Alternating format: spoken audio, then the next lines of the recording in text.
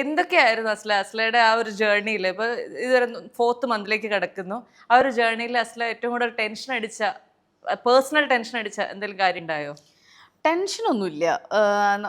Tension എന്ന് പറയാനൊന്നുമില്ല. ഇപ്പം ഈവൻ ഡോക്ടർ ഇപ്പം എന്നോട് പറഞ്ഞു ചെറിയൊരു ഇന്റേണൽ ബ്ലീഡിങ് ഉള്ളിലുണ്ടെന്നൊക്കെ പറഞ്ഞപ്പോൾ അതുവരെ എനിക്ക് പ്രഗ്നന്റ് ആണെന്ന് അറിഞ്ഞപ്പോൾ എക്സൈറ്റ്മെന്റ് കാരണം എനിക്ക് ഭയങ്കരമായിട്ട് മൂഡ് സ്വിങ്സ് ഉണ്ടായിരുന്നു. ആ സമയത്ത് ഭയങ്കര മൂഡ് സ്വിങ്സ്. വെറുതെ ഇരിക്കുമ്പോൾ എനിക്ക് കരച്ചിൽ വരും. ഒരു കാര്യമില്ല വെറുതെ മൂഡ് സ്വിങ്സ്. ഇപ്പം ഉമ്മയും ഉപ്പൊക്കെ ചുറ്റിനുണ്ടെങ്കിലും അയ്യോ എനിക്കാരും അങ്ങനത്തെ ഒക്കെ വെറുതെ ഒരു ചിന്ത, വെറുതെ ഇരുന്നിട്ട് ഞാൻ വിഷമിക്കും. എന്തെങ്കിലുമൊക്കെ ആലോചിച്ച് പണ്ടത്തെ കാര്യങ്ങൾ നടന്നത് വരെ ഞാൻ അയവർക്കി വിഷമിക്കുകയൊക്കെ ചെയ്യും. പിന്നെ എനിക്ക് ടെൻഷൻ, കുട്ടി ഓക്കെ ആണോ, ഞാൻ ഇടയ്ക്കിടയ്ക്ക് നോക്കും കുട്ടി ഓക്കെ അല്ലേ എന്നുള്ള അങ്ങനത്തെ ഒരു ഇതായിരുന്നു.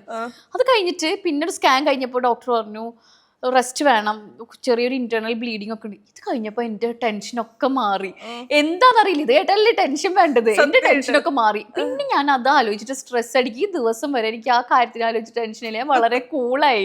പിന്നെ ലാസ്റ്റ് സ്കാനിൽ വരെ ഡോക്ടറിനോട് പറഞ്ഞു ഇപ്പോഴും ചെറിയൊരു ഇന്റേണൽ ബ്ലീഡിംഗ് ഉണ്ട്.